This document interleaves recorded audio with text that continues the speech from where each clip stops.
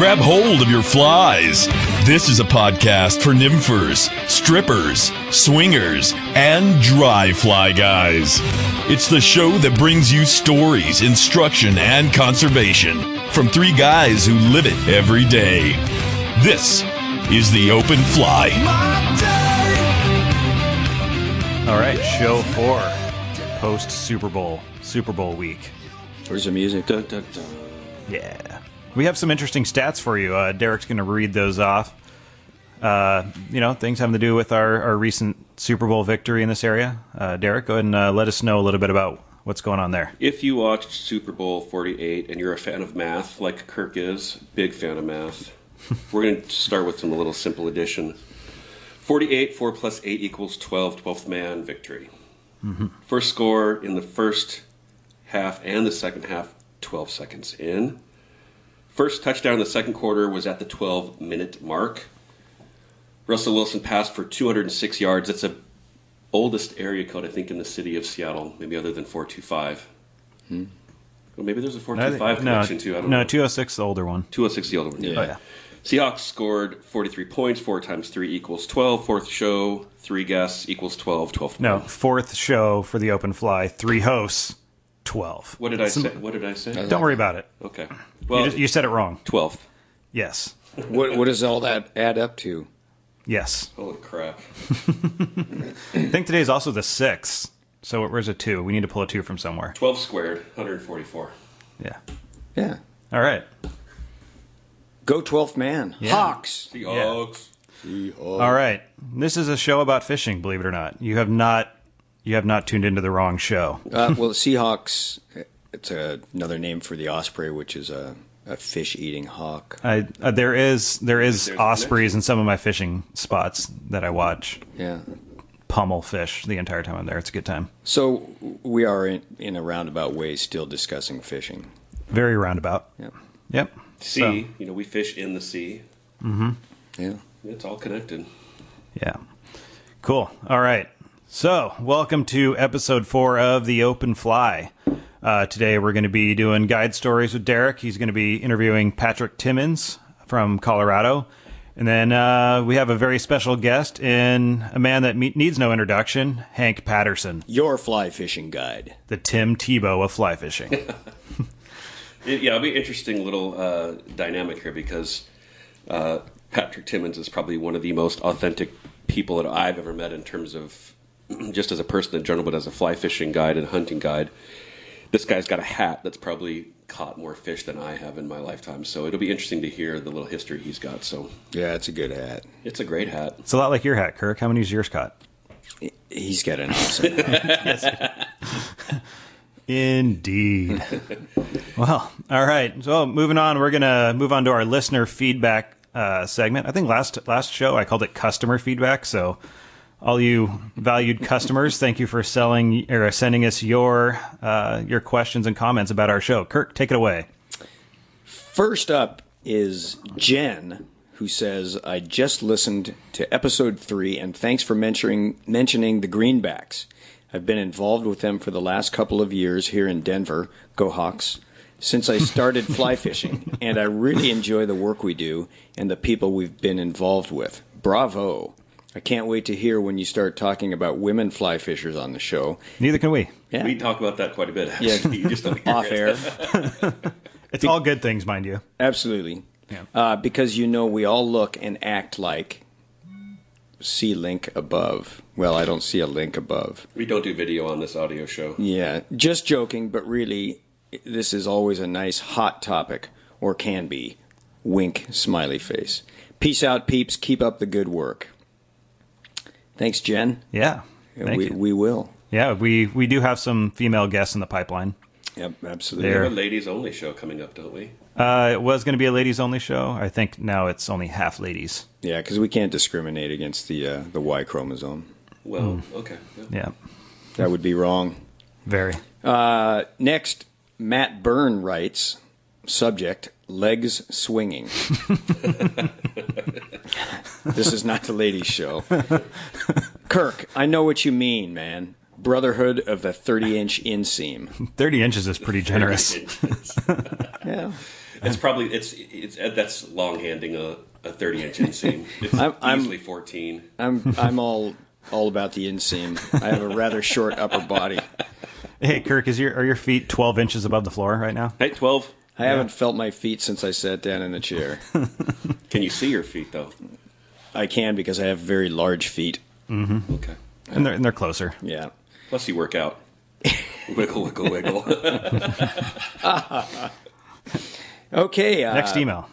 Moving on to the next, we have an eviction notification. Oh, You are hereby given notice that you are in breach of your tenancy of the premises you currently occupy. Is this for my wife? It's... Well, I guess we're going to find out. Stay tuned. I got to read on. Stay tuned. To remedy the breach, you will have to quit the premises within following 4 weeks. If you fail to comply, you will be physically removed and fined for up to 100 minimum monthly wages. Detailed information is attached herewith. Signed, Court Secretary Battle Buckner. Battle Buckner. I think, is this from the grand state of Kentucky, or?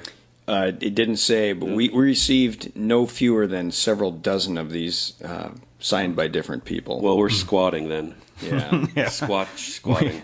We will remain on the premises until they physically remove us as stated. Yeah, well, I'd like to see them try. Yeah, try to come get us. When we see the yellow condemnation tape across the front door, we'll know that we're moving the studios someplace else. Oh, man. Next. Underground radio. Isn't it already? Yeah, close enough. Unheard of radio. Unheard of. Yeah. Morris writes, getting to know our hosts. Kudos, gentlemen. Why did he use With that? a T? Kudos? Kudos. Kudos. Oh, kudos. Gentlemen. Appreciate your trifecta of insight and mission to educate us common folk. I foresee viral rock starism in your future, where half-naked female anglers will feed you vine-ripened grapes from the river's edge. We like to think of them as half-clothed. Exactly. We're a female angler half-clothed type of show. Mm-hmm. My questions for all of you. What is your favorite river to fish and why? Do you have a least favorite river that you continue to fish and why? And finally, who is your idol in fly fishing? Is there someone you look up to for their skill, knowledge, or stewardship? Cheers. Derek, you first. That was 3 questions. Can you write those down? What was the first one again? The first question was, what is your favorite river to fish and why? I don't like to hotspot, but the west branch of the East Fork is easily my favorite. I go every time I go there. Yeah, they're always on the top eating. So West branch of the East Fork of the what? This is the west branch of the East Fork. Oh, okay. Yeah. On like Nunya Creek. Yes. All right. Yeah. Mm-hmm. What was the second question? But you do. I mean, you could at least let people know where you're guiding most of the time. You obviously have a. I do. Yeah. I think that's probably the next question. Mm-hmm. Do you have a least favorite river that you continue to fish and why? Can I take this one? Yeah. Oh, you can answer this one for me. Then I'll have a counterpoint. All right. The least favorite river that I continue to fish is the Yakima River. Why? Why is it my least favorite river? Because it hands me a skunk most every time I'm there. Mm-hmm. But it's like the evil temptress. It draws you back in with that chance at one good fish every 6 to 7 years. Counterpoint: when you go fishing with Emerging Rivers Guide Services, who do you catch fish with? Emerging Rivers Guide Services. Derek Young. I have been skunked myself on that river a number of times. I've been skunked with you. That's no secret. One of my 2 times there. Right. You were center pinning that day. I was center pinning and still got skunked. I just got a 100-yard drift right around the corner and around the bend. Running a Dick Knight spoon under a bobber. Hey, family show. That is. Sorry, penis evening. Yeah. A lot of people get that impression of the Yakima, but I think if you spend any time on it, the rewards are great if you know where to go and when to go. So I find it's a very hatch-specific river, and in certain parts, better hatches than others. So, third question. I'll play. I mean, I haven't got to play yet. Oh, sorry. Oh, okay. My personal favorite river, I've got a couple. I'm one of those that doesn't hotspot as well, so I'll stick with the same answer, the West Fork of the East Branch. You've been there then. Oh, yeah. Mm-hmm. I would say my favorite river overall is one that's not necessarily because, the quality of the fishing or anything like that, because I'm not a very sentimental person at all, not too into tradition or sentimentalism, but you're completely out of touch with your emotions. That's no secret. The Methow River here in Washington State is a place that I learned to fly fish. My grandparents are natives of the valley, graduated from Twisp High School, which is on the river, and met there and got married there and everything. And that's where my fly fishing career started, was on the Methow River, and been fishing it since I was a child, and still making an annual pilgrimage there at least once or twice a year just to keep that tradition alive. And I've gotten to know that river really well as a result. So that's my answer for that. I would have to say that I agree. Every time that you go to the Methow, it's what? Methow. It's Methow. Methow. Methow. You rope them in, so you know it. Mm-hmm.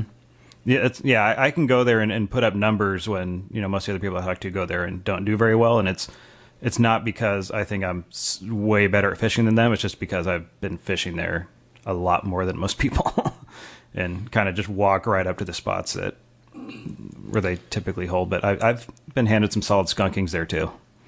I haven't figured out the trout fishing there very well though. Troots. I have caught a lot of good trout on the Methow. Mm-hmm. There's some good ones. My least favorite river that I continue to fish, I don't know, probably one of the ones that I live on. Yeah, we can't fish them right now. No. Shut down. Yeah, moving on. Okay, is there someone you look up to for their skill, knowledge, or stewardship? I'll take that one. No. No. Derek? I don't think there's too many people that can teach me much anymore. I've arrived at that top level. Pompous ass. Ass. You're probably a dry fly fisherman, aren't you? Oh, that's all I fish. You know that?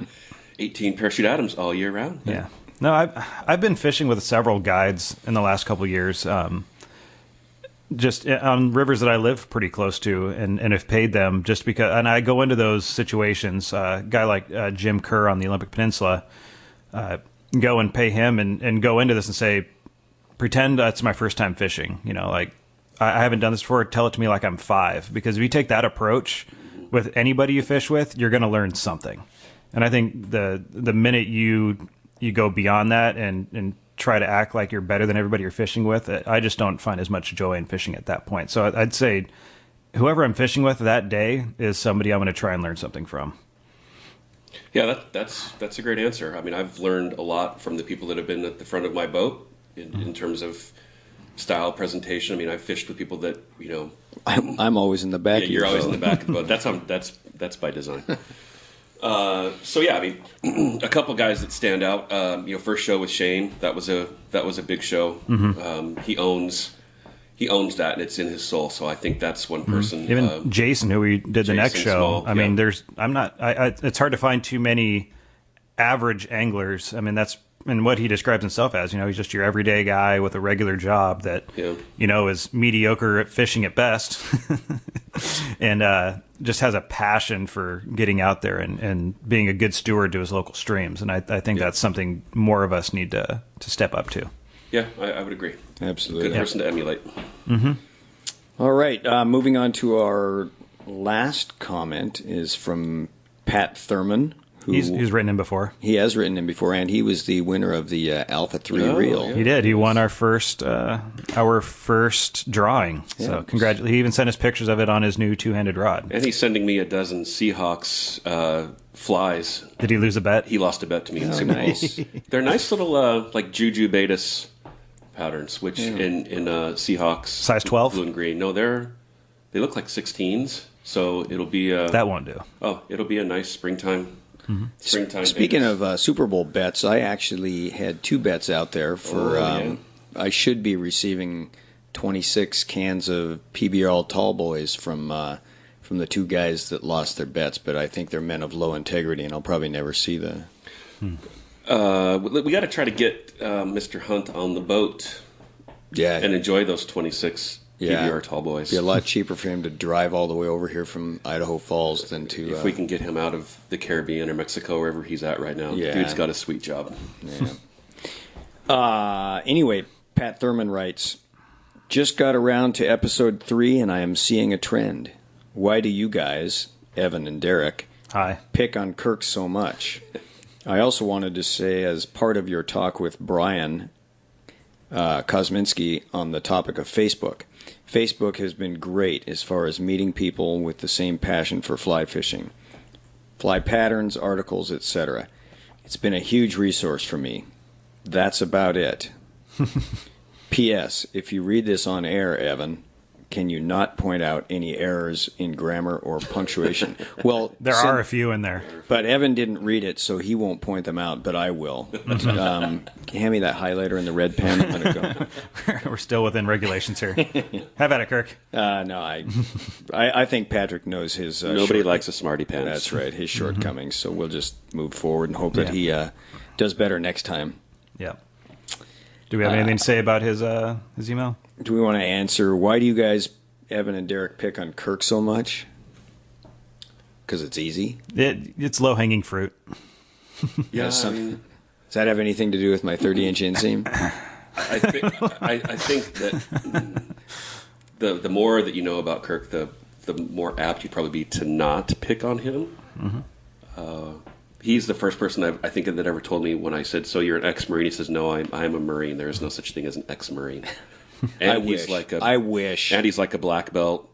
He could probably kill you with a finger. So I do it as a nervous thing. I make fun of him because it makes me nervous. If I can make him laugh, he probably won't kill me. Yeah. And by suggesting that I was a Marine, I in no way mean to insult the Marine Corps. I was not in the military. Eagle Scout is as far as I got. Okay, then. What else? There was one more on there that was kind of a summing up of a few comments we had throughout the interwebs. The nets. Address multiple comments on lack of instructional content. Yes. There's been a few people that have, on the forums, Facebook, emails, whatever, just asked if we can do instructional segments, teaching you how to do, like, okay, this segment today, we're going to teach you how to nymph with a thingamabobber, For one, you don't want to learn that from us. We need to bring in guests to do that, and I don't see us as an authority on much of anything. We're more facilitators of conversation here, and if our guests come on and have things to say about that, if they're an authority on that and want to bring that up, we're going to let that happen. But this is a show that's more about the people and the culture around fly fishing more than it is about how to do things. That's right. We're men of considerable culture. Mm-hmm.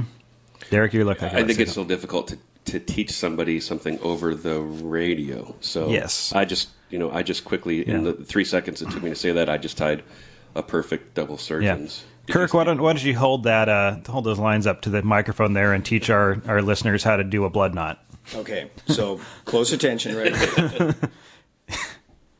What? Got it. No. Yeah, that's it. Oh. Just wet it there, pull it tight. All right. Nice. There's your instructional segment on how to do a blood knot. Now you've learned. Indeed. There we go. That's how an instructional podcast would go with us. I'll take this opportunity to tell everybody that on Saturday I'm going to be recording my first all-instructional podcast that is not with these two guys. And I'll have no part of that. No. And that's actually serious. I am doing that. He wants it done right. So that one's more through my employer than it's through my employer, not through OpenFly. But it's going to happen. I use this. I mean, this is fun for me.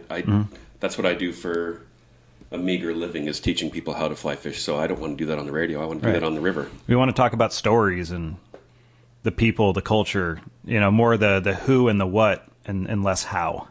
Exactly. That's the OpenFly. Oh, that was very nice. The OpenFly. That was a nice little marketing set. Yeah, look at this little sticker I have here. OpenFly sticker. How do people get these? They can donate either to us or to any of the conservation agencies that we have talked about on the show. Okay, so if they go to our website, which is www.theopenflypodcast.com. they can donate, and they'll be given one of these nice stickers, which I'll hold it right up here to the mic so they can see it. Yes. Or if you're local to us here in the Seattle area, either one of the three of us have got them. So, And I dropped off a stack of them at Kingfisher in Missoula and Rock Creek Mercantile along Rock Creek. Yeah. That's it. So, yeah, you can go to our website, www.theopenflypodcast.com. There's a donate button. You can click there. And we do monthly donations, and that'll enter you into our raffle and get you some stickers. The other way to get into this is to go to one of the conservation agencies or causes that we talked about on the show last week. It was USAC, Utah Stream Access Coalition. Before that, it was Native Fish Society. And then Shane Anderson's movie, but I guess his donating things are over at this point. But you can go to any of those agencies and donate to them. You'll get a receipt because it's usually through PayPal, and just forward that to our email on the website or just theopenflypodcast@gmail.com. Forward us proof that you donated to them, $5 or more, and we're going to enter you in the raffle and send you some stickers. So anything. Do we have a raffle this week? Not this week. We are introducing it this week, but the raffle is going to happen either next show or the one after. Let's go 2 shows because it's, we're going to separate them by a month, and it hasn't been a month since our last one. Alrighty. But we will take this opportunity to tell about next week's, or the 2 weeks from now's raffle. We have 2 of the jumbo size guide fly cases from our sponsors at Allen Fly Fishing. They're new guide fly cases that are made in Texas, so these are not imported or anything of the sort. What makes these 2 particular cases special is that they've been hand-drawn on by Jeff Currier. One shows a golden dorado, and the other one shows a tarpon. These are not prints. They are actual hand-drawn original pieces. So they have... Beautiful. Yeah, Derek's holding it up to the microphone there so you all can see it. My best Price is Right impersonation. Carol Merrill. We're going to take some pictures of these, put them up on all our social networks, so you guys can see them. Yeah, And nice. we'll do one drawing in 2 shows. We'll probably do one after that. We'll just space them out by 2 shows, but we'll do them both this month. So if you want a chance to win one of those, you can go to the website as we described earlier. What do those boxes retail for? Just the boxes? Like $39, and then $39 for the box plus the original artwork, which is priceless. You can't put a price on the original artwork. No. It's pretty sweet. Yeah, they're sweet, and we'll have them up if you're listening to this. We'll have pictures up on any of our social networks, which are Facebook, Google Plus, Twitters. There you go. Any of those, so you can check them out and enter to win those sweet prizes. Yeah, Nice. beauty. I would be proud to have any of those boxes. Yeah, beautiful stuff from Jeff Currier. Yeah, it's pretty awesome. So we want to thank Jeff for doing that, and Alan for putting up the money to have Jeff do it. All awesome. So we got that out of the way. There's a few things in the news recently that we were going to bring up here.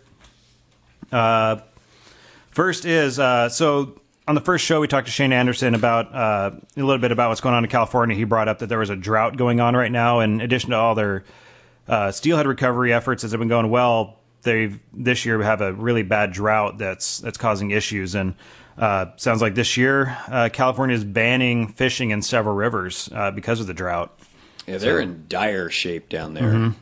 So yeah, it's pretty bad. It says California wildlife officials have banned fishing in several rivers to protect salmon and steelhead trout during a severe drought that follows the state's driest year on record. Quote, 2/3 of the wettest part of winter is now behind us, and conditions are looking increasingly grim. End quote. Charlton Bonham, the department's director, said in the statement, under these extreme drought conditions, it is prudent to conserve and protect as many adult fish as possible to help ensure the future of fishing in California. So yeah, it's pretty rough. I mean, I think it's going to be it's going to go way beyond just damaging to the fish. There's for sure. communities down there that they say are 60 to 120 days away from running out of water. Mm-hmm. I can't even imagine that. Yeah, I mean, we're having what classifies as a drought here in the state of Washington, but that means we're getting rain every other day. yeah, instead of every day. But yeah, I mean, California faces water shortages just about every year, but it sounds really, really bad this year. Yeah, so if you're down there, not a laughing matter. We're our thoughts are with you. Not much we can do. Yeah. I mean, I could send a bottle of Aquafina, but sell you some water. that was in bad taste. Well, the pipeline issues that go along with that, because that's going to be probably the next issue that comes up is how to move water from where it is to where it needs to be. And that, pipelines have been, whether it's natural gas or oil or water, those pipelines are always in the news. Mm-hmm. Columbia River has been a target for Southern California before in terms of water. So, yeah. So, yeah, we'll give you any updates on that as they develop over the coming weeks. Next one, how about we have Kirk read the next one? It's a little more local for us. The Wild Fish Conservancy has issued a statement recently. Wild Fish Conservancy is actually down the street from the Open Fly podcast studios, just a couple blocks away. So I've talked to them recently and hoping to get one of them in the studio with us in the next coming shows, just to kind of give us some updates on what they're doing and get their side of the story, because not everybody fully agrees with their stance, but we want to hear it from all sides. Yeah, the Wild Fish Conservancy has stated that steelhead hatchery programs are in violation of the Endangered Species Act. The Wild Fish Conservancy is suing for planting of Chambers Creek strain steelhead in Puget Sound rivers. They state the science is definite in that the planting of these domesticated hatchery fish is detrimental to protected wild fish. Kurt Beardsley, executive director of the Wild Fish Conservancy, says this: any release of Chambers Creek hatchery steelhead should be prohibited as incompatible with the recovery of wild Puget Sound steelhead and the perpetuation of their legacy. But at the very least, any existing hatchery program must operate with an appropriate permit from NOAA Fisheries. Yeah, so it's been a contentious issue the last few years around here, and Wild Fish Conservancy is definitely stepping up their opposition to it. It's hard for me to have a really hard stance one way or another, because I'm not a scientist, and I'm going to admit that I have not read the papers and the data.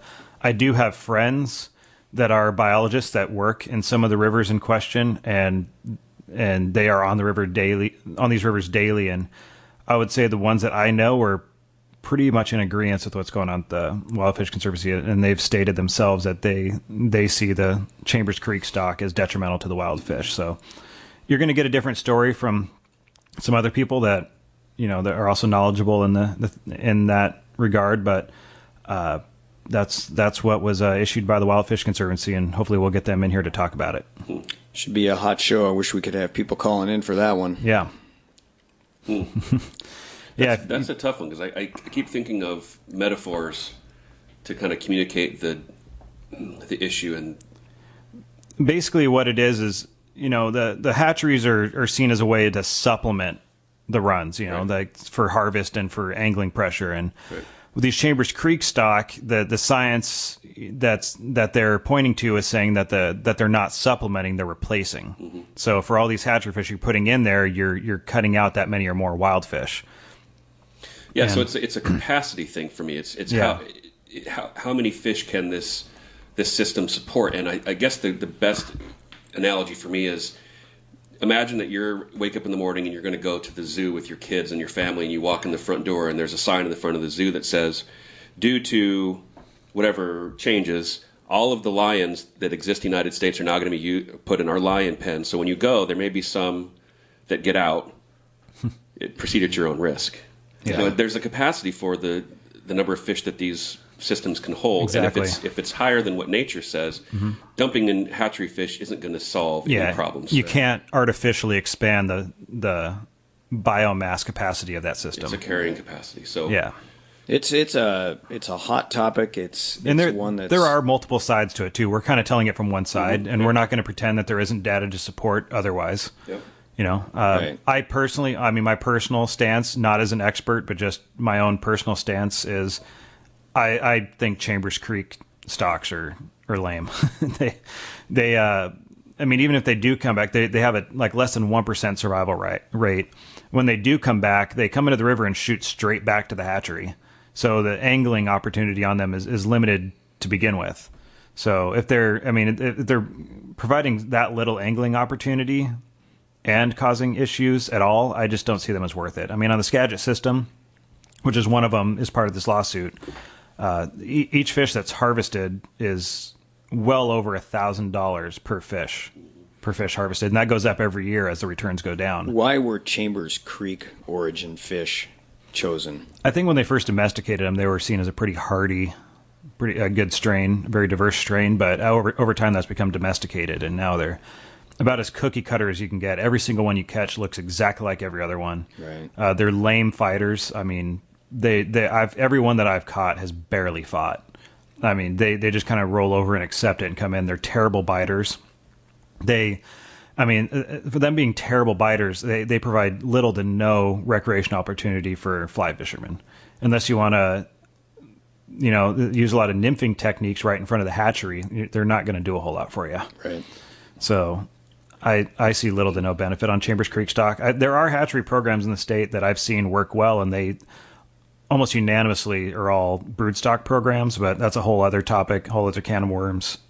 Chambers Creek stock I don't support, but again, I'm not a scientist. I'm not on the river doing these studies, so take that with a grain of salt. Tell us your thoughts. Please. All right. So that's it for the news. We did want to thank everybody that stepped up and donated to USAC after the last show. You guys exceeded our expectations. We wanted to thank you for that. We kind of mentioned earlier that you can donate to these organizations, and a lot of you guys stepped up and sent your support over. So as a thanks for having them on the show and in support of what they got going on there, you guys really stepped up to the plate, and we wanted to personally thank you for that. So hopefully all of you that did that have got your stickers in the mail, and hopefully one of you wins our raffle coming up. So thanks a lot. Yeehaw. Yeah. All right. It's about time to go for a break. Coming up next is Guide Stories with Derek. And Derek, who's your guest today? Patrick Timmins from Rawa Ranch in Rawa Ranch in Colorado. All right. Sounds fun. It's going to be a good one. All right, this is the Open Fly podcast. We are now going to a break. We'll be right back.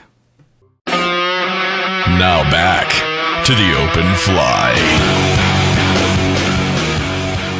And we are back with the Guide Stories with Derek. Where did we go? That's classified. That is classified. Do not ask. Yeah. All right, Derek, go ahead and take it away and introduce our guest today. Thanks, Evan. Welcome to Guide Stories on our first show. I want to share just a little bit of background to introducing this next guest, Patrick Timmins from Rawa Ranch in Colorado. When I was growing up in New Mexico, one of my favorite times of the year and one of my favorite trips was to get in the back of our family station wagon and drive through the night up long, dusty, rutted roads, listening to The Grateful Dead. Not the Grateful Dead, but some sort of other.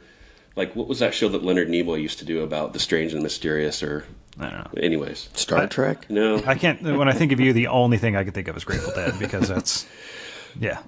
I can remember being in the back of the station wagon, looking up at the moon coming over the mountains and the stars in the sky, and then getting to this guest ranch in Creed and fishing the Upper Rio Grande and horseback riding, and that was a big formative part of my life. And what Patrick Timmins has at his location in Colorado is, I imagine it's very, very similar to that. So we're going to try to get that out of Patrick today and hear a little bit more about his operation and hear some guide stories from Patrick. So Patrick, welcome to the show. Thanks, Derek, and thanks a lot for having me on today. Yeah, we're very honored. Yeah, very honored. You and your hat, which is I alluded to a little bit earlier, but that hat you got is just epic. So. Yeah, that hat looks like it's been dragged behind a wagon through the mud and used to filter coffee. Pat, tell me about the place that Rawa Ranch is. What's it like to spend a few days there? Well, what it's like for our guests up here at the Rawa Ranch is, first of all, the majority of our guests come to us, for 2, 3, 4, 5, 6, 7 days. It's kind of like it's a bit of a safari. When the guests, once they arrive, we do our best to meet them there on the porch, and we welcome them to to the ranch, and we get settled into the cabins, and after a wonderful meal, we sit down and we talk about what what the options are for their stay. And invariably, everybody wants to start out in our hallmark waters, which is the 2.5 miles of the Big Laramie that runs right through the ranch. And, that's where it all starts. Give me a sense of place in terms of where in Colorado this is. I looked on the map on your website, and it looks like you list your mailing address in Wyoming, but yet you're actually located in Colorado. So you're out in the middle of nowhere, right? Well, we're about an hour and 35 minutes northwest of Fort Collins, and it's a very remote location. And because there's no postal service up there, they route our mail via Laramie, Wyoming. That's why we have that Jelm, Wyoming address. And so we are in the state of Colorado, and we adjoin what's called the Raywall Wilderness on our west boundary, and the Roosevelt Wilderness or National Forest on our south and our east boundary. So not only with our private waters on the Laramie, this gives us access to all of the public waters as well in the surrounding area. What level of experience hunting and fishing does your typical guest have? I mean, how do they come up there? Do you do a lot of instruction, or is it people that already have a good grasp of what they're doing, or do they just get there and the awe of the place means you have to start all over? I think we see it all, Derek. From A to Z, we see folks who, of course, fish all over the world, and then we see a lot of folks who have done a little bit of fishing, and then we see folks who have never done it before, and sometimes we'll get folks that come to us and aren't really interested in the fishing until they get there. And we work real hard. I work real hard with my guides to impress upon them that you don't want to we want to welcome these folks into this activity. So once people, sometimes people are a little intimidated by fly fishing. They say I've tried it before, or I'd like to try it, but I just never have. And it's just a great place to start people. So we really see it all.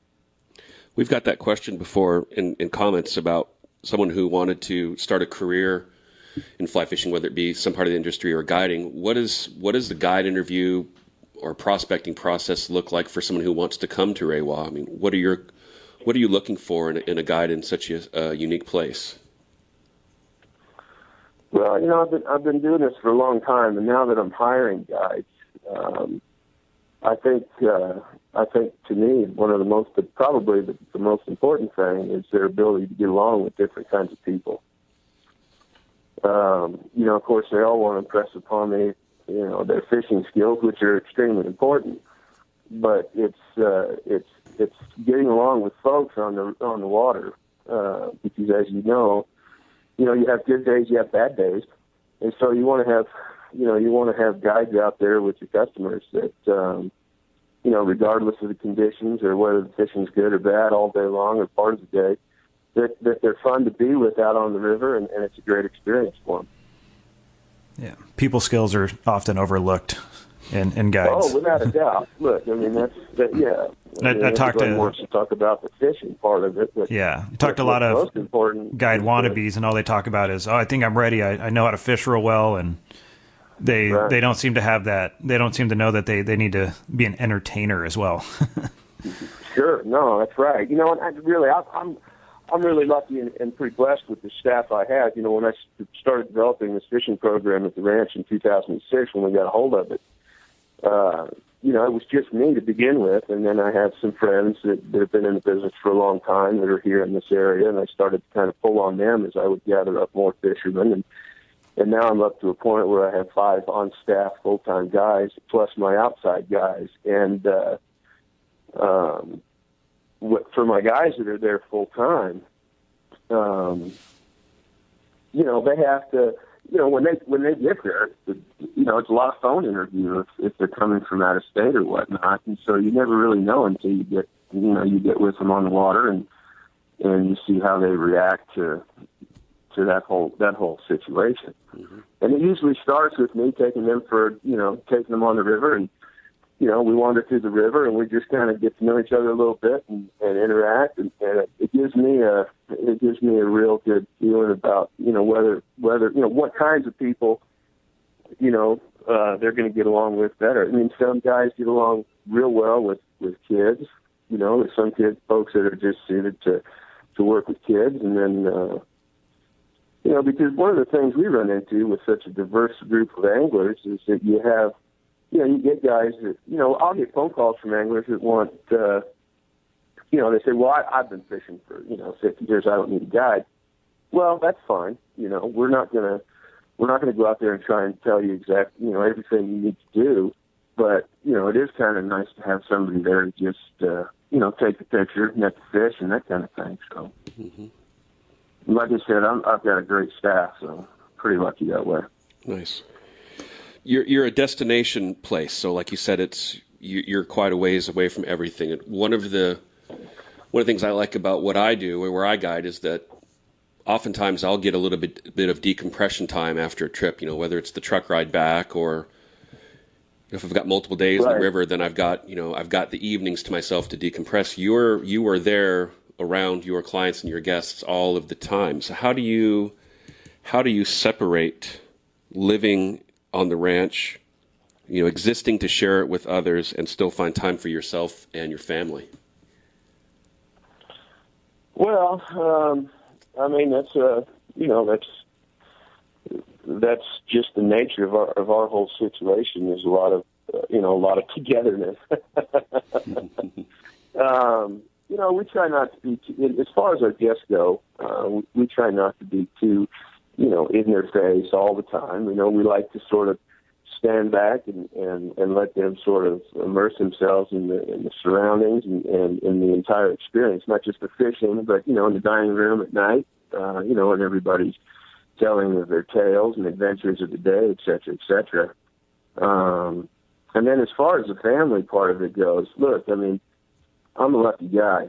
I get to spend all of my time doing all of this stuff together with my family.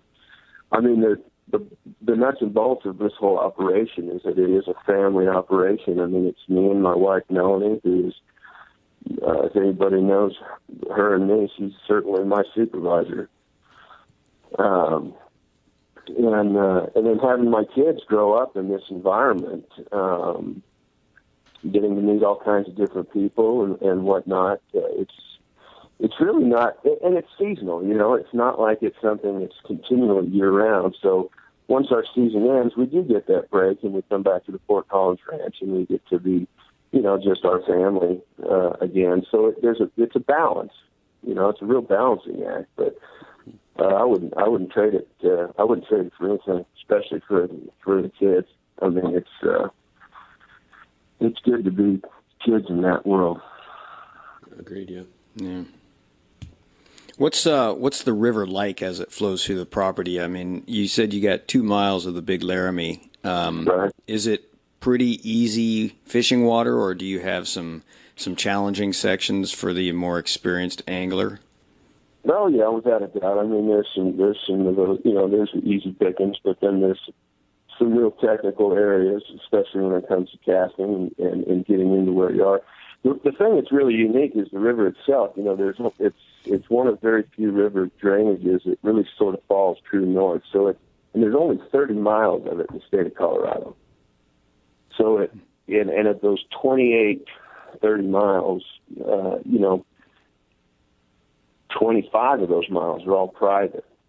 So there's not a whole lot of access and not a whole lot of pressure on it. So it hasn't, it doesn't have that notoriety of a lot of good, fishing rivers, just because there just isn't any real access. And so along with the 2 miles or so on the ranch, we've got about another collectively 14 miles downriver that we have exclusively in our fishing package. That way we don't pressure, we don't put too much pressure on the ranch property. of course, that's where everybody wants to start, because it's right there, and it's really an incredible fishery. So, what species can someone there come to expect to pursue? Well, in total, we've got 5 species of fish. We've got brown trout, brook trout, rainbows. We ride horses and take trips up into the high country, and or on foot, up to some of the lakes for the greenback cutthroats. And then what's really unique is we've got a grayling fishery. It's a still water that's it isn't more than 30 minutes from the main lodge. So, we have that's quite a variety of fish to be able to try and go after in just such a small proximity. So that's another unique aspect of the whole program. Mm-hmm. And all of those outside fisheries, those are all public areas, but they're so remote that they just see very, very little pressure, and very seldom do we ever see anybody else on them. Being where you're located, you mentioned the species that you're pursuing. I know that grayling and the brook char is probably not a native species to your area there. When it comes to comparing and contrasting where you fish and the things that you're passionate about and conservation issues where you're at in Colorado, when you look to the west or you look to the east and about our fisheries issues, what's your perspective on the wild and native versus hatchery perspective? Do you have an opinion on that?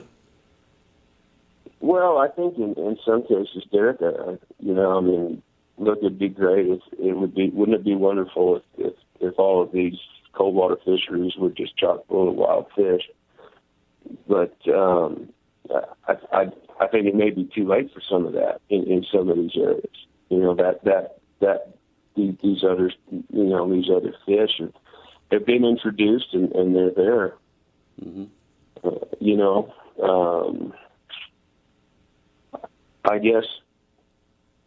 I guess how I look at it, or how I sort of have to look at it, is it provides me opportunities to provide to my guests, and in terms of different types of fish, different types of environments.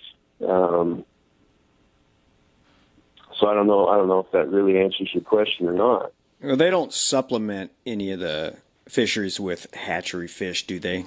It's all wild propagating fish. Whether they're native or not, they're wild propagating. Right. I mean, yeah, no, you're exactly right. I mean, there isn't, in our area anyway, we're almost in this forgotten about spot in the state of Colorado. I mean, we're the last frontier in this state. There's no ski industry, so there's no development. It's very, very remote. And so, we just don't see a lot of that kind of demand where you might in other areas where the population density is hitting it so hard. I think the last time they did any type of restocking, even with some of the brook char in some of the high lakes, was in the late 90s. So it's not something that they're continuously doing and continuously doing. Mm-hmm. I'd say on the scale of stocking programs, it's pretty soft.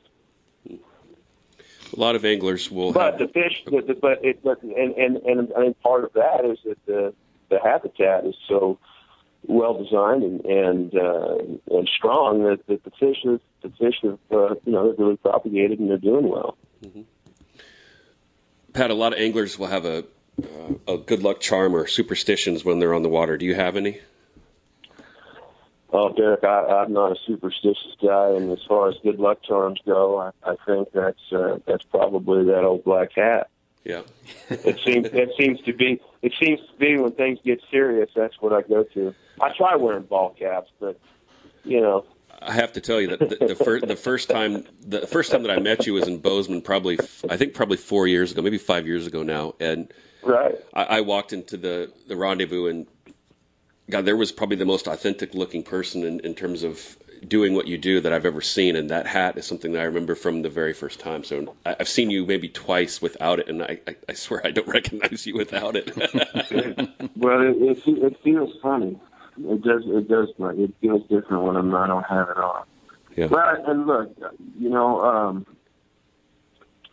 I've grown up in this industry. I mean, I started taking people fishing and hunting, maybe close to 30 years ago, and I didn't really know how I was going to get to where I am today, but here I am, and I'll tell you what, I'm really grateful. I've met some wonderful folks along the way, in and out of the industry, and pretty lucky guy on a whole. I would say you're one of those genuine people that I have ever met, and you treat me like family whenever I see you, and I appreciate that. So thanks for your friendship. And Nah, you bet, man. No, look, that's we only get to go around this deal once. Good way to look at it. What's the best prime time of year to book a vacation at the ranch? Oh, man, fishing rod season opens May 1, and that May time is a great time to fish because, fish are coming out of winter and they've got the feed bag on, and that's a great time. We're not generally, in our drainage anyway, affected too much by runoff because of an upstream diversion that relieves that from us. So June is I mean, it's all good. It's all good. It really is. I mean, it really is.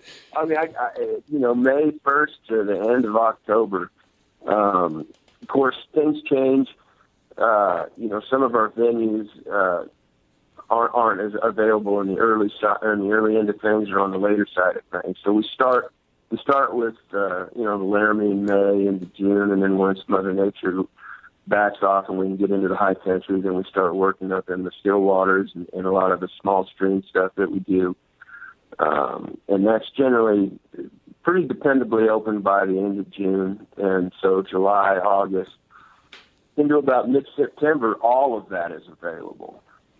And then we start seeing snow in the high country again, and that starts to choke off some of the access to some of that stuff. And then we're back in the rivers to the backside of September and through October.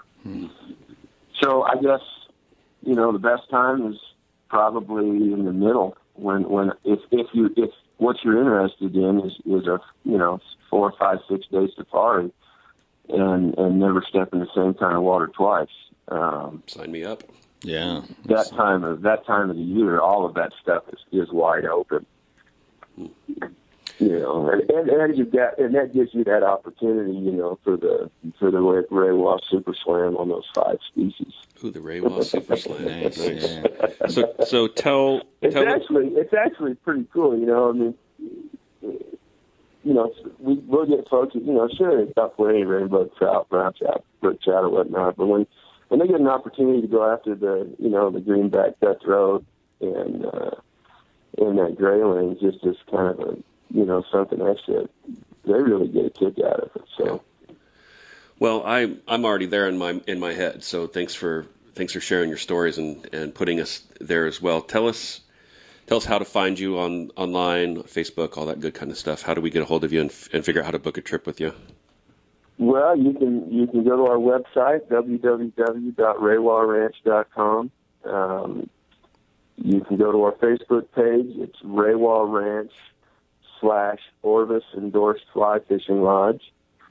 And then, of course, you can always call me directly at 800-820-3152 or email me at pat@raywaranch.com.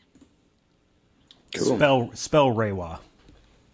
Raywa, Rawah. It's a Ute Indian word.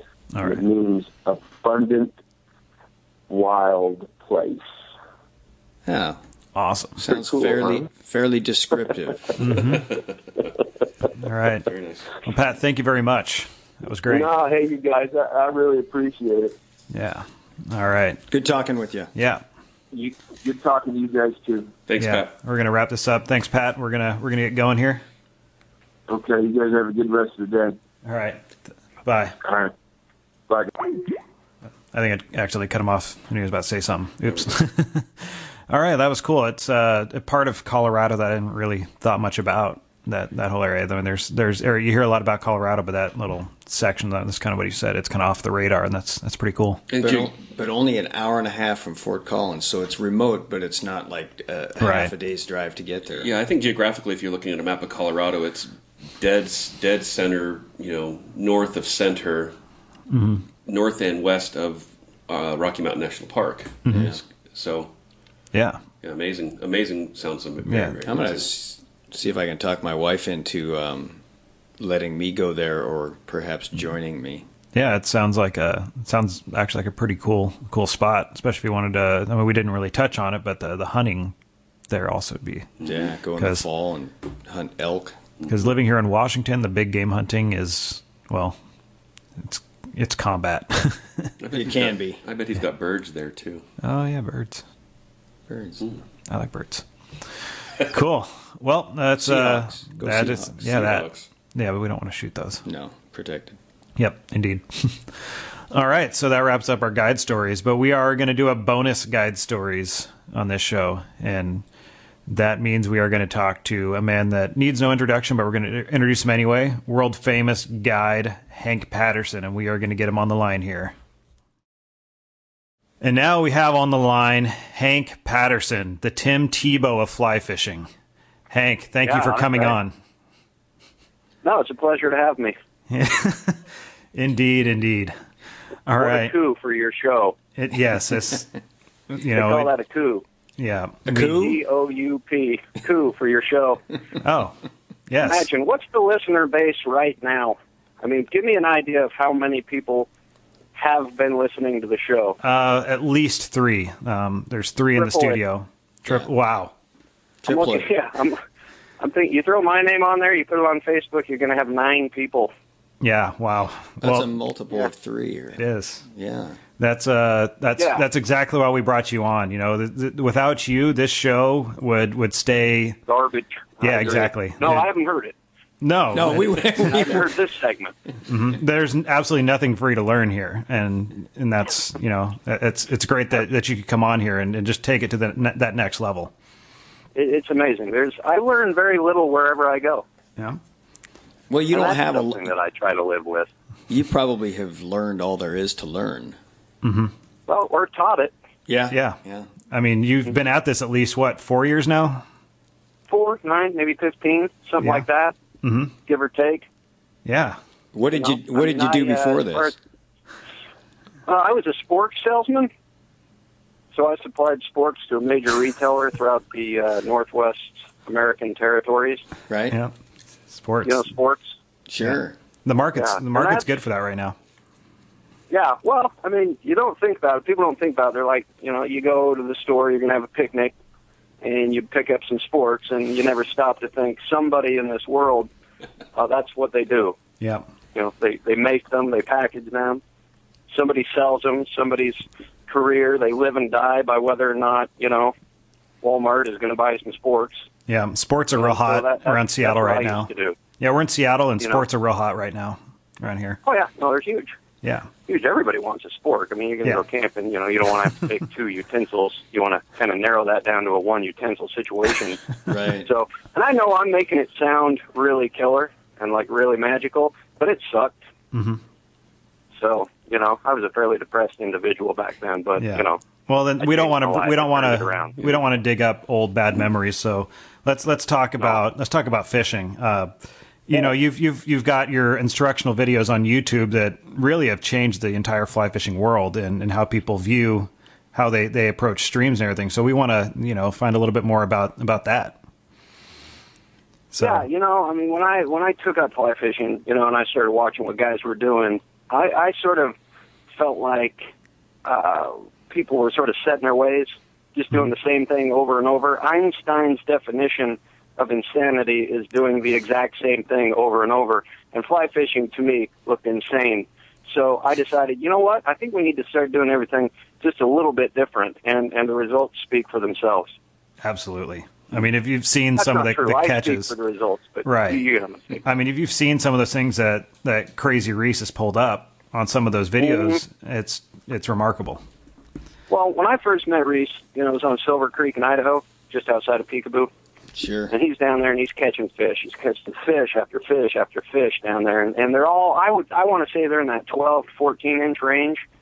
And I know nobody can be satisfied with that. So I was watching what he was doing, realizing he needed to do the exact opposite of everything that he was doing in order to put himself in a situation to catch a bigger fish. Right. So, I trotted down there. I introduced myself. I gnawed that fly off of there. I switched it out. I got him casting harder. I got him snapping that elbow forward a little bit harder, landing the fly on the water much harder, a bigger splash. Skating Bigger, it a little you know bit. what they say. Bigger splash, Bigger fish. bigger fish. Yep. Right. I So that's what we did. We tied a big old meat hook on there, and he started slapping. He didn't catch another fish that day, but he had put himself in a position to be ready to catch for bigger that. fish. Exactly. And that's what it's all about. I agree. Proper positioning. Oh. So you bring up like you met Reese on the river that day. What is the Hank Patterson etiquette for approaching another angler on the river? Well, the first thing you want to do when you see another angler on the river and you want to approach them is you want to make sure that they know you're there. So if you've pulled up, say you're above the river, you pull up in your car, you want to make sure to slam the door hard and then start saying some stuff, even if nobody's with you. I mean, just to an imaginary person. Yeah, I'm going to look down here. I'm going to go ahead and look. Just a little warning like that, Yeah. and then that'll grab their attention. Once you got that, they're going to probably look up at you. You get a little bit of eye contact. And then typically what I start with is, hey, you want me to come down there and show you what you're doing wrong?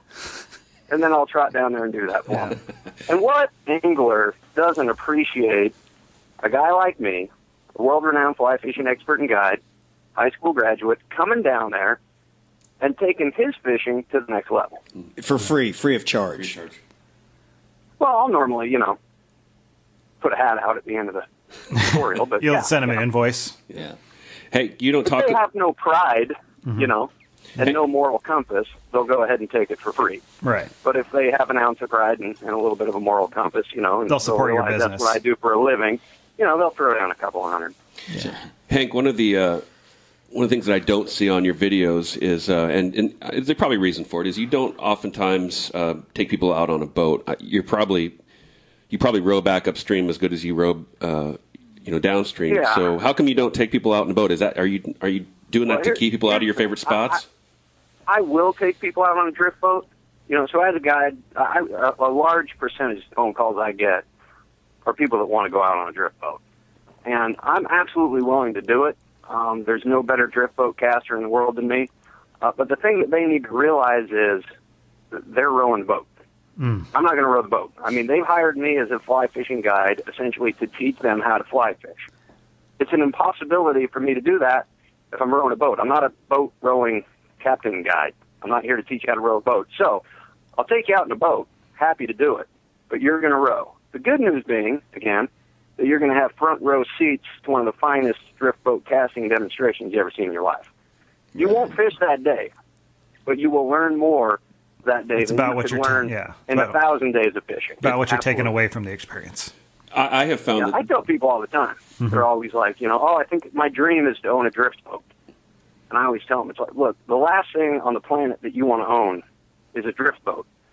Because the guy that owns the drift boat cleans the drift boat, stores the drift boat, insures the drift boat, and worst of all, rows the drift boat. If you own the boat, you're rowing the boat. If you're a buddy, coming along, somebody else's boat, you're going to be fishing while they're rowing. So if you already own a drift boat, what you want to do is turn around and give that to one of your best friends. Yeah. And that, which essentially buys you like a river captain for the rest of your life. I guess another disadvantage. I don't own a boat, and I would never own Let one. him speak. I hadn't thought about that from that perspective, Hank. I mean, it puts you at a disadvantage. You can't sit in the water and drink beer while your clients are out there fishing if you're rowing a boat. Honestly, if you own the boat, you should probably be bringing the beer. Yeah. I mean, it's just what's expected of you. It's like, oh, hey, you want to go fishing in my boat? My boat. I mean, that says everything I need to hear. Oh, your boat. You're rowing. You're bringing the beer. You're bringing the sandwiches. You're driving because it's your trailer, your gas, your money. Yeah. Well, sure. It's just like when you invite people over for a party at your home, you provide the beer. Exactly. Absolutely. Yep. I mean, Same people thing. aren't pitching in for your mortgage when you invite people over for a party. So They should be. No. No. Which is exactly why I don't throw parties. I go to parties. Right. So, moving on now, you've become known for your self-defense against wildlife, and we have, we us at the Open Fly have our own issues with wildlife. Kirk in particular, if there's a cow anywhere near where he's fishing, is just petrified. What kind of advice can you give somebody like Kirk if there's a cow nearby? Well, the first thing I would say is if I'm you, if I'm Kirk, if I'm anybody, referring to a cow as wildlife seems to be a bit of a stretch. But I would say with a cow, I don't understand where that fear comes from. You don't want to delve into your childhood. I have absolutely no idea. I mean, as far as I know, cows, you can just walk up and pet them and, feed them salt or something like that. I would handle a cow attack situation very much like I would handle a bear attack situation. I mean, as opposed to grabbing a cub, grab a calf, I guess, hold that thing up. I mean, a cow's not going to come charging at you if you're holding her calf, right? Right. And then, I mean, if the situation is that they don't have a calf, they're still charging, again, drop to a knee, paralyze her to the chode. I mean, just throw it right up in there. Yeah. I guess it would be like an udder, like a paralyzer to the udder sort of a situation. What I would also do cow is tipping might also work. Yeah, I mean, a lot of people, how sad is your life when that becomes an event, right? Like, hey, you want to go cow tipping? No. I'd rather do anything else on the planet than go tip a cow over. But, yeah, Kirk, I think what you should do is maybe just not be afraid of cows. Well, I think in my defense, if I'm allowed to take that position for right now, I'm not terribly afraid of cows. It's a healthy fear that keeps me on guard around. I don't relax around cows. Mm-hmm. That's probably smart. Probably. I don't think I probably relax around them either. No. I mean, let's face it. Any of us can say, oh, man, we're not afraid of cows, but if there's like 50 cows between you and the river, you're going to go around them. Exactly. Yeah. And it's about respect. It's about respect. Yeah. And a free-range cow is a whole different animal than, a penned-in pasture cow. Right. That's more that wild animal aspect we were touching on. They're like, free-range cow, they're, they have all those weird thoughts going through their head all the time. Ooh, look at me, I'm liberated. Yeah. So let's say that, there's no cows around, but here in Washington State, we're having increasing issues with wolves. Does your advice to bears and everything apply to wolves and maybe a squatch as well, or anything in that category? The dangerous things that live in the woods. The thing about wolf is you gotta. It's a very similar situation. Once again, going back to the bear, because the bear advice that I've given is something that a lot of people. That's just kind of general wildlife advice. Grabbing a cub, that sort of thing. A wolf, the situation is a lot simpler. I mean, you're going to want to get that eye contact. You run into a wolf and get eye contact. You're going to want to have like a low sort of growl going on because that's how they communicate with each other. If you run into a wolf, first thing you do, eye contact, right? Just like a bear. The second thing you do, you want to start growling a little bit. Show your teeth at it because that's just simply how they sort of communicate with each other. And now you want to communicate with them to let them know, hey, I'm not food. I'm something that's going to communicate with you. Next thing you want to do is just start peeing all over everything. That's because that's how they mark their territory. So you just want to, if there's a bush, if there's a rock, if there's anything, just like pee a circle around yourself. Just start pissing everywhere. And if you think to yourself, well, oh man, what if I run into a wolf and I don't have to pee? If you run into a wolf in the wild, you're going to start peeing. You probably won't even know it. You'll probably have started peeing without even knowing it. It's just a natural thing that your body will do in response to the wolf. And the third thing you want to do is whip out a tennis ball. Whip out that tennis ball, and then just give it a little shake. Hey, kind of hey, and then throw it. So there's no dog in the world that's going to turn down a good game of fetch, whether it be a Labradoodle or a wolf. There you go. Now, the worst thing that's going to happen from then on is that wolf's going to bring a tennis ball back, drop it at your feet. That's great advice. And then it's just a fun little game. Yeah. Try it. So bring this back to fishing. Unless, Derek, did you have something you were going to say there? Well, I thought that I was a fairly accomplished guide, but obviously just listening watching your videos and all that stuff, I am in awe. How do I get to your guide school? Do you even bother? I mean, can you teach? Are the rest of us even teachable, or? You mean teaching it's other sort guys? of like it's funny you bring it up. It's not hilarious, but it's funny. They bring that up because I've been thinking a lot about that, and the fact that I don't currently have a guide school. I go and I speak at some guide schools, and that's a savvy move for any guide school, is to bring me in early on to talk to the students, maybe coach them up a little bit before they take over with sort of the mundane stuff. Mm-hmm.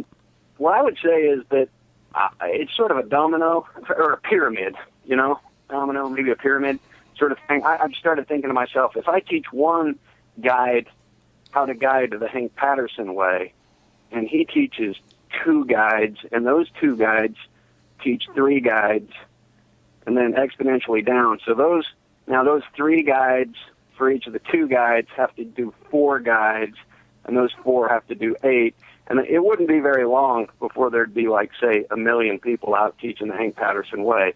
And that's exciting to think about. It is. Would that be good for fly fishing? Oh, my God. It would change the sport entirely. Imagine how crowded the rivers would become. Mm-hmm. And that's something that we all want to have happen. Absolutely. Because the more crowded the rivers are, the better that, the fly fishing industry is. Well, obviously there's fish there if there's people there, right?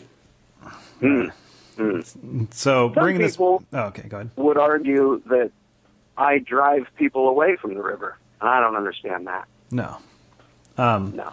So bring this back to somebody that might want to be a client of yours or Derek's here, any other guide.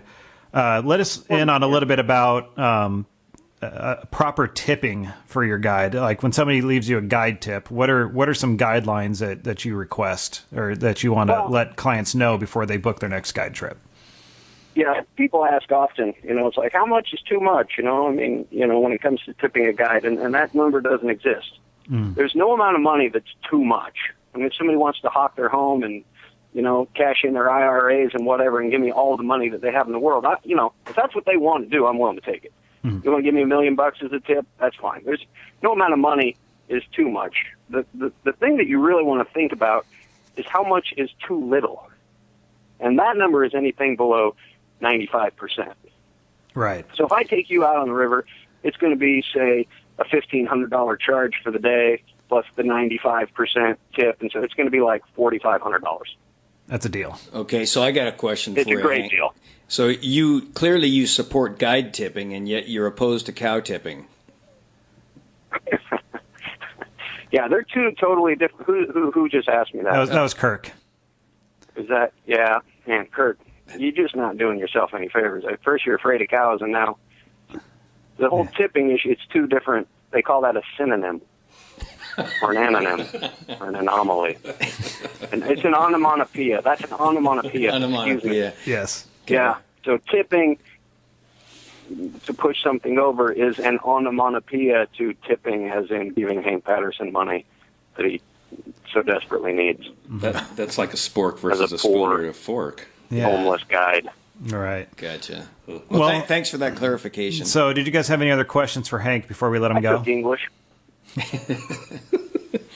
Well, at the beginning of the interview, I did the English class.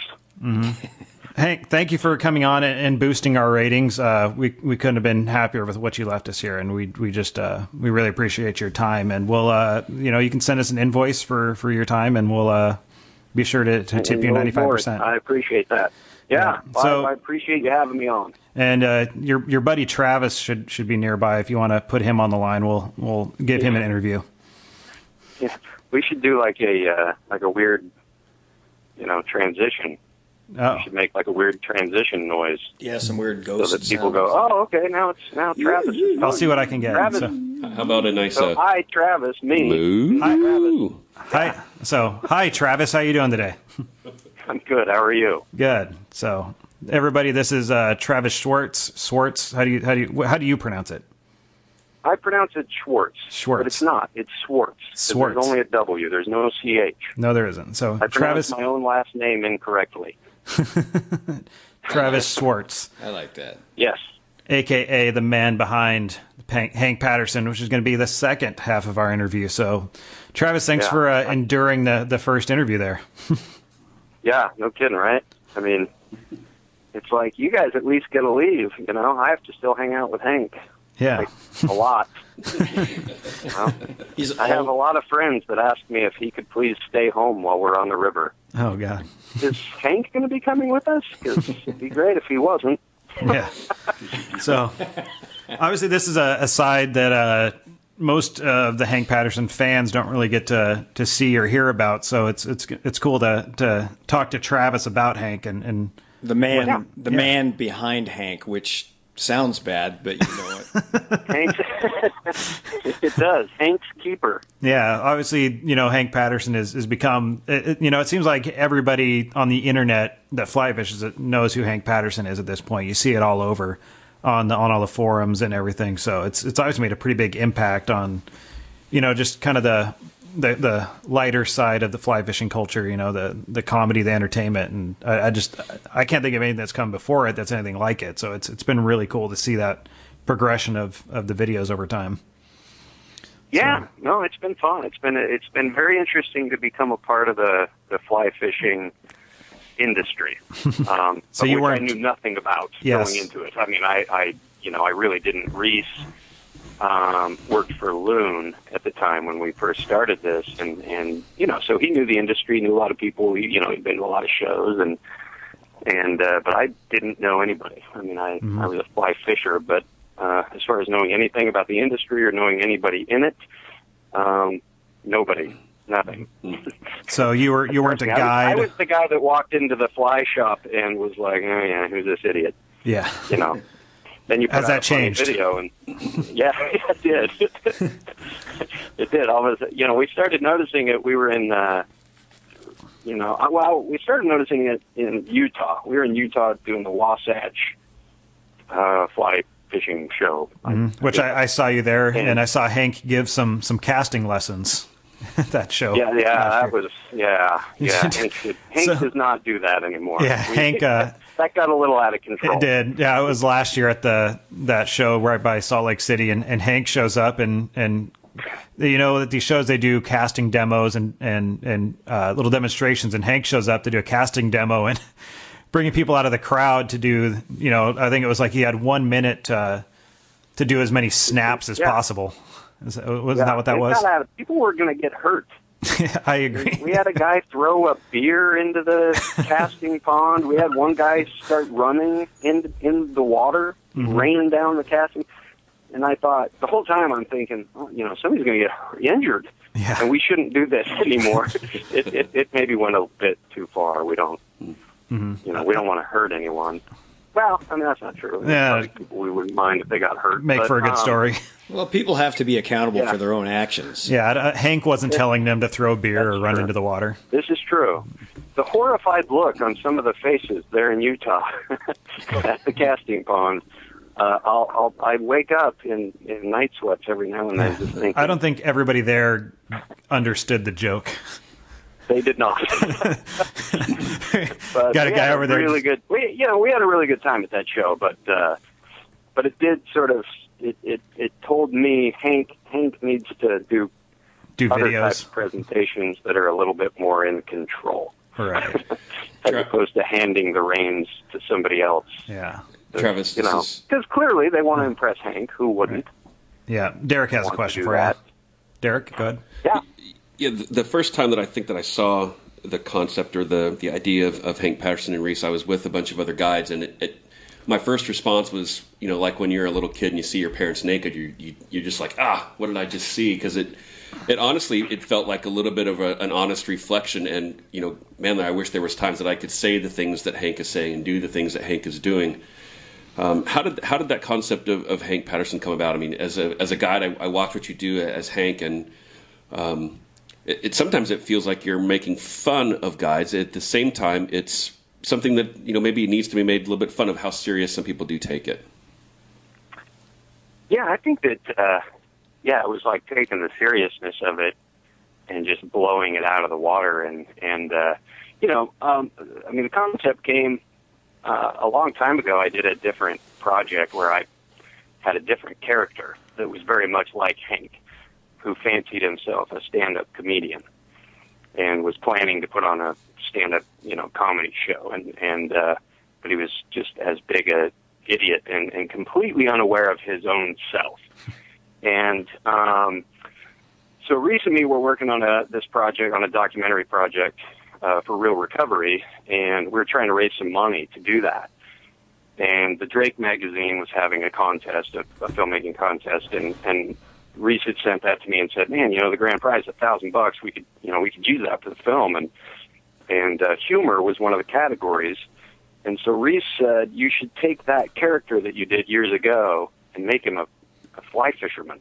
And then Guy, just because of the,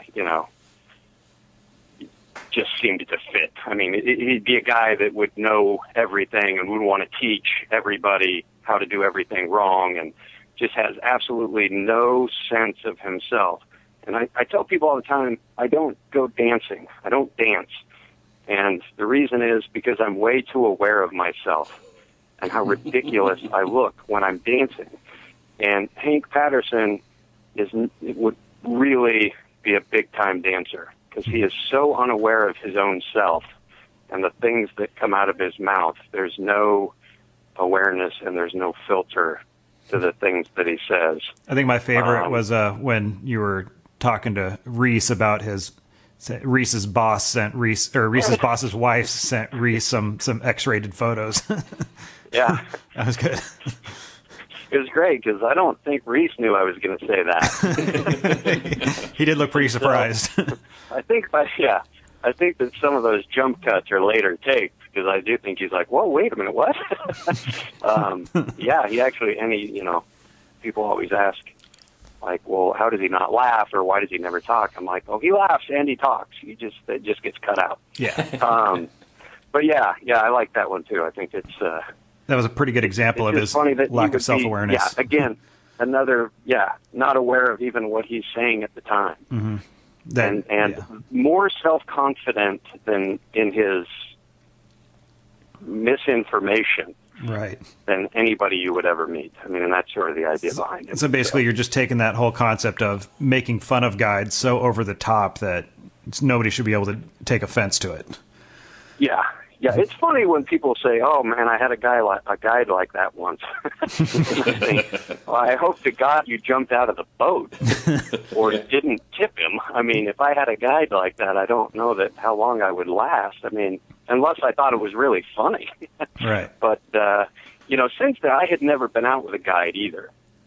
So I had never fished with a guide prior to making probably the first 4 or 5 of the videos. And so finally, I get a lot of invitations to fish with a lot of people. I can imagine. Which is the biggest perk of the whole thing is meeting people.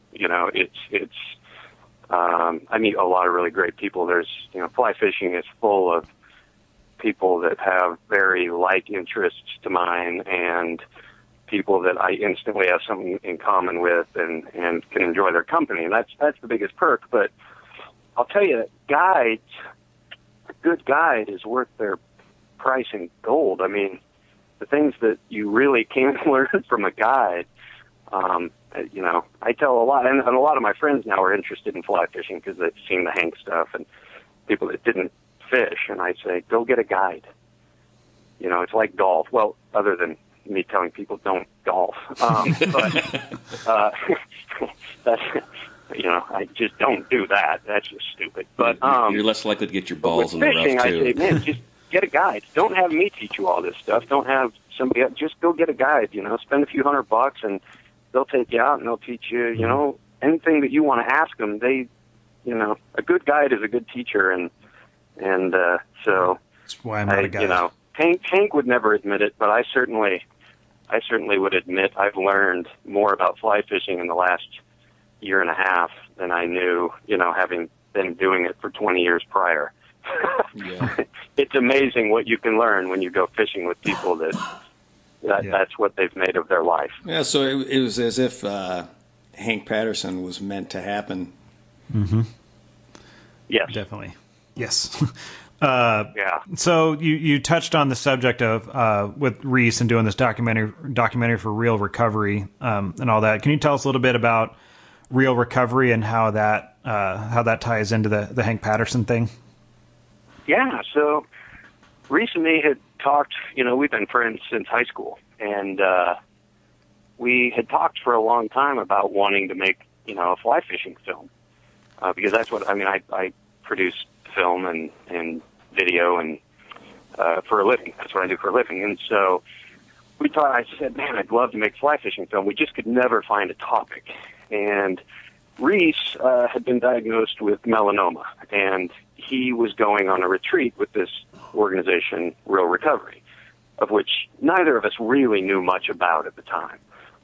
He was at a show, and he met some guys here in Idaho that were, part of the Idaho Real Recovery delegation. And like I said, he, had been diagnosed with cancer, and it's an organization that takes men with cancer on 3-day fly fishing retreats. And so he said, hey, I'm going to go on this retreat, and I think that'd be a great topic. We've talked about doing a film. Let's do it. And so we decided we would, volunteer 100% of the time and then gift the movie and any potential proceeds or anything that go along with that to Real Recovery. So the only thing that we had to do is, had to raise the money to, I hired a crew to come with me and shoot the film. So we were able to raise that money, and we went in September of 2012 and shot the film, and just spent 3 days up there. And it's an experience that people that have gone to a Real Recovery experience tell you, I can't describe it to you. You have to experience it for yourself. And I think to a degree that's true. I mean, they can tell you, hey, we take these guys that have cancer, some terminal patients, and we just sort of give them a break for a few days. And they do these discussions that are basically group therapy. And you can tell people that, but when you sit in a room with 14 guys going through what they're going through, and they are oftentimes for the first time able to really speak, about what is happening to them and what they're going through with cancer, it'll change your perspective on life. And then when you get to watch them completely leave cancer behind on the river, and in my case through a lens, it's another experience that you don't forget, and you realize, sort of the power of fishing and what it can do for people in different situations in their life. So it was really exciting to shoot it, and it's become an organization that both Reese and I try to throw as much support as we can towards. Not only for what they're doing for other guys, but what they did for Reese when by him being a participant in it. It's means a lot to both of us. Very cool. So is this film something that they're still using to promote the organization? Yeah, so the film I just finished literally 2 weeks ago. I'm about 9 months behind on it, I'll be honest. But it just took a long time to edit. I mean, we had hundreds of hours of footage to make into a 40-minute film. And so I just finished the film, and there's two versions. There's a 12-and-a-half, 13-minute version that the Real Recovery organization, in different states as they do their fundraising and stuff like that, they use that shorter version at fundraisers and when they're meeting with, hospitals or other organizations where they're trying to raise funds or gain awareness. They'll use that shorter version for that. And I was able to go to Denver and share that at their 10-year, 10th annual, fundraiser in Denver. And it was really cool to be able to watch it. And then the longer form video we'll put on here in the coming weeks will be available as a digital download and a DVD, and then we'll approach some broadcast about that and try to see if we can't get some broadcast for it too. So right. Nice. Yeah. So I would say, later in the spring that hopefully people will start seeing that out there, and if you do, you should buy it, because all that, like I said, everything goes to Real Recovery. I gave the film to them. I don't make money off of it. Nothing. It all goes directly to supporting what they're doing. Where can people go to to support Real Recovery or purchase I don't know, say buy the video or whatever, where can people send their money to? So right now, you can't buy the film. So that'll be we're still a few weeks out on that. Gotcha.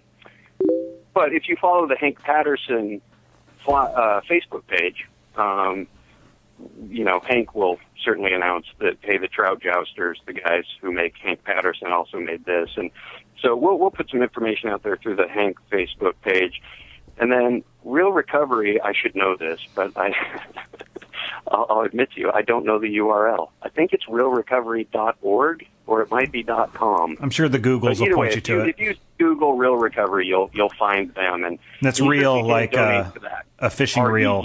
Yeah. Do they have a PayPal donation? Do you know? I think so. I think if you go there, you can donate, and then also, once the film is ready and everything, it'll be a part of their store, and awesome. So you'll be able to, and they're on Facebook too. You can follow their regular page on Facebook. We too. We tell all our listeners each show when we talk to causes like this that are, that can take donations and help out. If you do go and donate $5 or more, just email us the receipt and we'll enter you into our raffle and probably send you some stickers and stuff. So there's some incentive for our listeners to do that. And it's our listeners stepped up on our last show to support the Utah Stream Access Coalition. So I'll do that. Tell them if they go and donate money to Real Recovery, I'll enter them into a raffle for like one of my hoodies. Cool. Hey, and those are worth one of Hank's hoodies. Or something like that. Yeah. I'll donate to get into that raffle. You send me the names. Mm-hmm. Yeah, I'll just get, and then you do a raffle. I'll do a separate raffle. Cool. And I'll send one of my things too. There you go. Cool. What's the deadline for them? You going to give them a month or so? Give them a. All right. So beginning of March, Hank/Travis will be raffling off article of clothing of some sort. And if you're listening to this podcast a year from now, you're too late. Yes. If you are, this is 2014 February. 2014. Otherwise, we'll still enter into our raffle because our raffles happen every month. So there's no deadline for us, but there is a deadline for the Hank Patterson raffle. We should also tell people to go to hankpatterson.com. Oh, we will. We were getting there. Good. Perfect. Yeah, hankpatterson.com or YouTube and all those, but I don't know if Hank needs our promotion. We need his. That's why you're here. He can use everything. No, we're joking, but no, for sure. If you have not heard the Hank Patterson or seen the Hank Patterson videos, hankpatterson.com or look him up on Google, YouTube, any of the above. It's a good time, and you can find out why it's kind of become gone virus. It is gone virus on us. It is. It's very much virus. Indeed. I've stolen that term and used it a few times, and most people look at me and they like it's viral. It's that cutting edge kind of humor that's above most people's heads. Yeah. It's fun when people correct. Yeah. I've had so many people say, man, the first time I saw that Hank Patterson, that first episode, I wasn't sure if it was real. And I thought, oh, my God. Really? See, us here on the Open Fly podcast, we're really into supporting conversation. Yes. Yeah. Another Hank Patterson inside joke. There's certain episodes that I don't think have been viewed enough. Well, all of them. But in particular, the Greenbacks one, I think. Edition, that one's underrated. The new one that we just did, the local fly shops, part of our Montana series, I find very it's very funny for me to say that, isn't it? But I think it's hilarious. You went all Hank Patterson on us. If you like football, I think you really enjoy the Tim Tebow, Peyton Manning discussion. I thought we were going to talk about Peyton Manning today. I thought we were going to stay away from that for your sake. We're not. Hey, I'm not. Peyton Manning is possibly my favorite football player of all time, and this is coming from a Dallas Cowboy fan. So, an ex-Dallas Cowboy fan. There's not been anything to be a fan of for 20 years. Right. But we'll steer clear of. Yeah. Well, yesterday, Kirk was down at the big Million Man March in downtown Seattle, and Derek tried to go and got got denied because Trampled. Oh well, no, you just couldn't get in there because Seattle has like I'm two main. surprised Kirk with his fear of cattle would go down, but that's a lot of people. Again, it's a respect more than a fear. There you go. Yeah. I just want to continue to clarify. Exactly. Well, my I'm therapist. not afraid of cows. Right. My therapist said that there's a lot of work to be done. And just anytime he's like making progress, something like happened, well, like last week or the week before, when like a methane explosion happened at a dairy. Yeah. and then Hurt's back to square one. Yeah, Kirk's back to square one, and then back to saying, "Told you so." Well, exactly. I'm validated when those type of things happen, but it sets me back. It keeps him grounded. Yeah. Well, all right, Travis, we're going to let you get back to work. I know you, Awesome. unlike us, you have a real job that you got to go to, and Yeah. It's neat to meet the man behind Hank, who I think I appreciate it. Hank certainly appreciates it. Anybody getting his name out there, he's very excited. But no, I do appreciate you letting me come on and letting Hank come on and talk about Hank and talk about real recovery. It's very cool to have you guys do that. So thank you very much. Well, you're doing some good work there. So thank you. Yeah. Derek, you got anything else to say? See, Derek's a real guide, so he's stepping outside of his comfort zone here. I guess I'll say snap it. Snap it. Ham bone. Yeah, snap it. I mean, that's what you're probably saying to your clients all the way down the river these days. Yeah. I get a lot of mend. Either that or mend it. Yeah, Kirk knows Kirk knows the mend it. Okay, what you got there? You'll enjoy the nymphing lesson I'm about to give. Oh, great! Little teaser. I believe it's either the next or it might be two out, but we're about to do that. We're about to finally teach people how to properly nymph. Oh, excellent! Right. So can we ask like what kind of your cast of characters is going to look like going forward on the show? Say that again? Like your cast of characters on the show, you know, Reese has been part of that for a while, and it doesn't sound like that's going to be happening as much in the next couple. Or can you tell us anything about all that? Yeah. So he's not able to do as much right now. We certainly still, write the stuff together and stuff like that, and hopefully we'll get him back out and stuff like that. I think so. And but yeah, I think that. In Montana, we had a few different characters come along, my cousin, and had a producer come with me and some other people that had to endure my wrath. And you'll see a little bit more of those guys. And then just, getting individuals out there, other people to guide. So we'll get a few other folks out there to guide. And like I said, hopefully we'll get Reese back out there soon. So, that'd be awesome. Yeah, I'd row for you anytime you come up to Washington, so let me know. Yes, absolutely. It should be noted, by the way, that I often go places, and when I go with Reese, a lot more people get their picture with Reese than they do with Hank. So, so I think it's pretty cool. He's a huge part of it. So, well, a lot of people really take pity on his character. I think they early on he was like, "What should I do?" I said, I think you should. You are the audience. Kind of Silent Bob character. Yeah, it's like the audience is going to look to you, and you're going to have that look on your face that they would all have. So, yeah. Anyway. All right. Well, we're going to wrap this up. Travis, thanks for coming on. We had a great time, and hopefully we'll see you on the river somewhere, or get to row you somewhere, or something along those lines. You know what we're saying? Drink beer. Appreciate it. Something. Yeah. Yes. Yeah, perfect. we like that. Yeah. All right. Talk to you soon. Take care. Thanks, Travis. Thank you. Goodbye. Thanks. Bye. All right.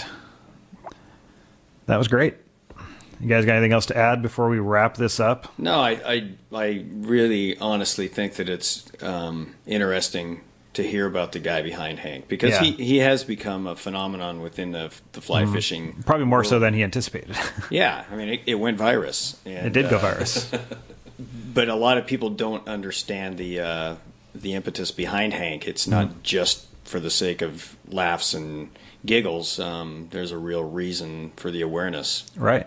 So Yeah, so Reel Recovery was the organization that he's in support of. That's REEL, like a fly fishing reel, recovery. So we got some sort of URLs. Reelrecovery.org is what he thinks. If not, just go to Google. It is recovery.org, yeah. Derek confirmed. He's making himself worthwhile over there. So, yeah, if you want to donate, you can get entered into 2 separate raffles, the Hank Patterson apparel raffle and the Allen Fly Fishing guide box with the Jeff Courier artwork raffle this month. So, if you want to win any of those, donate more than $5, send us the receipt. And we're going to, and if you want to, if those of you that are already on the monthly donation, we're going to donate some of that money to them as well, because we're trying to do that for each show. So your money's going there one way or another if you're donating. So we want to thank you all for supporting. Yeah. All right. Great cause. I think that's about it. Derek, did you have anything else? No. All right. Well, I don't know what we're doing next show. We said previous show that this show was going to be the invasive species one, but I think that's next week. Or I don't know, what is next week? I'm looking it up on the schedule here right now as we speak. I don't know. There's a show next week. That's all you need to know at this point. That is true. It's going to be really good. It is. I know that much. Perhaps better than any show before. Yeah, they're going to always be better than the previous. Except that everyone up to this point has been awesome. Yeah. We just got to keep topping ourselves. That's right. Yeah. We are setting the bar so high that attaining those goals and that level of excellence is going to be increasingly more difficult, but not out of reach. Exactly. Show 5. Yeah, we've got a good one coming up. We're going to be talking about carp and trailer parks. Oh, yeah. Yeah, baby. That's got a lot of potential. Get your trailer park on. Get your trailer park on. Yeah. So there you go. Carp and trailer parks for next week, which will be February 13th. I think we're recording that and hopefully have it up between there and Valentine's Day, which is the day after. I love Valentine's Day. It's my favorite holiday of the year. It's going to be the lovers edition of the Open Fly podcast. Oh, yeah. Oh, yeah. Conditions are perfect. Baby. Okay, then. Everybody, we will see you next week. Thanks again for tuning in. You can find us online at www.theopenflypodcast.com. We are on Facebook, Google+, Twitter. You can subscribe through Stitcher Radio or iTunes. So those of you that are downloading each one from the website, we love that. But if you need something a little more convenient, go to your iTunes or Stitcher Radio on your mobile device, and you can subscribe. And every time we post a show, it will download automatically for you. So, one more thing. Jumping back, did you realize at the beginning of the Hank Patterson segment, Hank was previously a spork salesman? Yeah. Not sports salesman. Oh. Spork. Never mind. I thought I did not. I think I caught that towards the end. But I was like, well, crap. We're just gonna Can we edit that out? No. I'm gonna. It's the Hank Patterson segment. So if I want to look like an ass, I'm gonna look like an ass. Cool. That's what he's good at. Yeah. Indeed. So yeah, spork salesman, not sport. Right. Yeah. Spoon and fork. Spoon and Not fork. sports and ports. I mean, if you want to go and sell sports, that's cool too. Because sports are big in Seattle right now. It is, and I mean that would have been funny too, right? Yeah. I'm just I go around and I sell sports. It is funny. I thought it was good. All right, everybody. We'll see you next week. Goodbye. Bye.